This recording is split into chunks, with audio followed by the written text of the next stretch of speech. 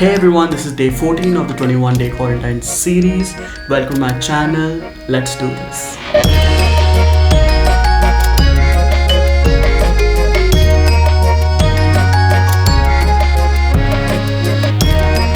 So the reason why I'm sharing this with you is because it's something personally that I've achieved and thought I could never do. As you guys might have already guessed it by the title, turning vegetarian was a big step for me, as I have been a non-vegetarian all my life. I'm pretty sure many of you have been non-vegetarians all your life and are just looking at trying a different path. In my case, I thought I should give it a try, or maybe I'm missing out on something because right now on the internet, almost everyone is turning vegetarian or vegan.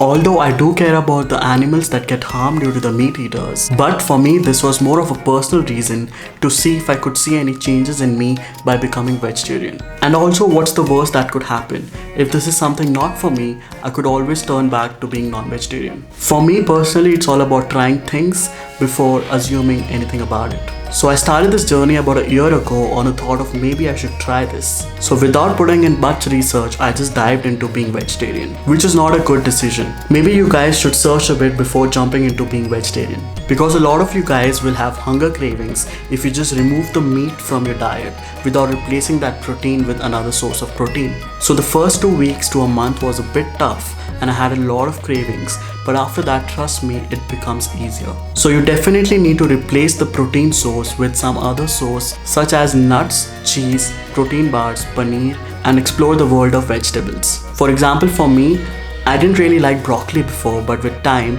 it's become one of my favorite vegetables. And since you've given up on protein, you will definitely see muscle loss and weight loss if you eat healthy. But you will not see those changes if you keep eating processed food and high sugar food. And honestly, my body just got used to eating vegetarian food where I don't even have non-vegetarian cravings anymore. And with time, I did introduce eggs to my diet, which really helped me retain my muscle mass. And I eat approximately 3 to 4 eggs every day with 1 yellow to maintain my muscle mass. And by this time I had been vegetarian for 6 months and it was going perfectly. But then I did go non-vegetarian when I traveled to the Southeast Asian countries for 3 months. And once I was there, I did eat anything and everything because it's just easier to find non-vegetarian food in Southeast Asian countries. And in countries like Vietnam, it's really difficult to find vegetarian food. And when I was in Bali, I did find a lot of vegetarian options, and I did try this thing called tempeh, which is made of tofu, which became my most favorite thing in Bali, and I ate it almost every single day. And then when I returned back to India, I immediately turned vegetarian. And since this was my second time turning vegetarian, I just knew the step-by-step process because I had already done this before. And I also noticed that in about 3 to 4 weeks, I lost about 5 kgs by just maintaining a good vegetarian diet. And it's also because I had a greater understanding of vegetarian diet this time. It's been about 4 to 5 months that I've become a full-time vegetarian again, and it feels amazing and I feel lighter and more active. So I did notice this other change in me from the time I used to eat meat. It's something called food coma. So Google explains food coma, which is also known as postprandial somnolence, as a state of sleep or extreme lethargy induced by the consumption of large amount of food.